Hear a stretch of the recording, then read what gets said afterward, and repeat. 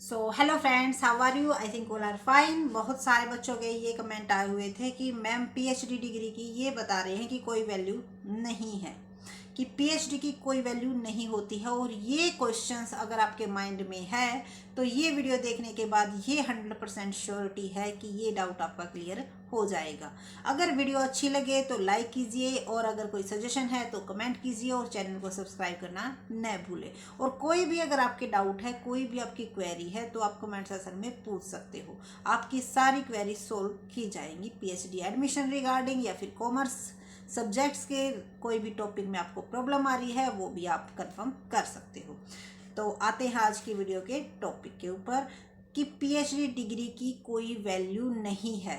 अगर आप यही पर्सन उस व्यक्ति से करोगे जिसने की पीएचडी की डिग्री लेकर जो असिस्टेंट प्रोफेसर या प्रोफेसर लगा हुआ है, तो वो उस चीज का क्या जवाब देगा कि भाई वैल्यू क्यों नहीं है, बहुत ज़्यादा वैल्यू है। लेकिन अगर यही बात आप उस व्यक्ति से पूछोगे जिसने कि पीएचडी कर ली लेकिन अभी भी वो अनएम्प्लॉयमेंट है, खेती कर रहा है या कोई अदर बिजनेस कर रहा है, तो वो क्या कहेगा कि कुछ वैल्यू नहीं है, सिर्फ और सिर्फ टाइम और मनी दोनों वेस्टिंग है। तो ये डिपेंड करता है आपके ऊपर कि आप सजेशन किस पर्सन से ले रहे हो। अगर एक अनपढ़ व्यक्ति से लोगे और एक पढ़े लिखे से लोगे तो दोनों के अपने अपने पॉइंट ऑफ व्यू होंगे, क्योंकि ये क्वेश्चन एक सब्जेक्टिव क्वेश्चन है जो कि पर्सन टू पर्सन क्या करता है, वेरी करता है।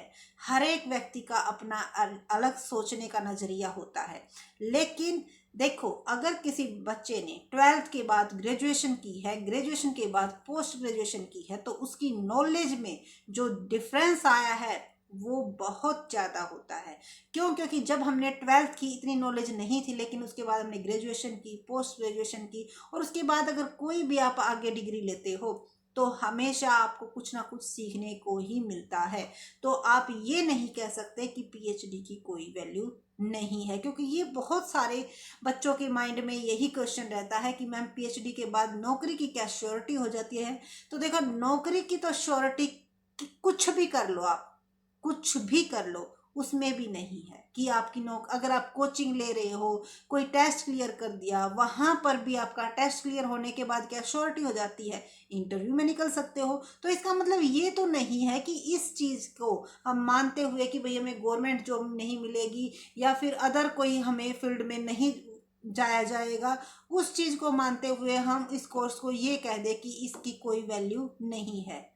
तो वैल्यू तो देखो हर एक चीज की होती है, इसकी अपनी वैल्यू है। और सीधी सी बात है, जो आपकी नॉलेज है वो इंक्रीज होती है, और जो आपकी वैल्यू है, कहीं भी अगर आप गवर्नमेंट या प्राइवेट सेक्टर में जाओगे तो प्राइवेट सेक्टर में जो आपकी वैल्यू है वो इंक्रीज होगी। क्यों? क्योंकि आपकी जो नॉलेज है, आपके सर्टिफिकेट है, वो मायने रखते हैं।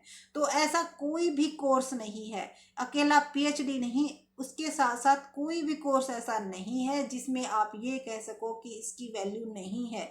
हर एक चीज़ की अपनी वैल्यू होती है। कोई 12th करके नौकरी लग जाता है, अच्छी सी सैलरी उसकी हो जाती है, तो वो क्या कहेगा कि भाई ग्रेजुएशन करने का कोई फायदा नहीं है, 12th के बाद तैयारी करो। जो ग्रेजुएशन करके लग गया वो क्या कहेगा कि पोस्ट ग्रेजुएशन में क्यों टाइम वेस्ट कर रहे हो आप, ग्रेजुएशन करके आप 3-4 साल कोचिंग लो और अच्छी सी जॉब लो। तो सभी का अपना अपना पॉइंट ऑफ व्यू होता है, लेकिन आप ये नहीं कह सकते कि इसकी कोई वैल्यू नहीं है। वैल्यू हर एक चीज की होती है, वो आपके ऊपर डिपेंड करता है कि आप उस टाइम का किस तरह से यूटिलाइज करते हो। आप वहां पर 3-4 साल जो आप इन्वेस्ट करते हो उसकी कितनी नॉलेज वहां से आप ले पाते हो। तो आई थिंक ये क्वेरी आपकी जो है सॉर्ट आउट हो गई होगी कि इसकी कोई वैल्यू नहीं है। वैल्यू हर एक कोर्स की, हर एक सर्टिफिकेट की, हर एक डिग्री की होती है।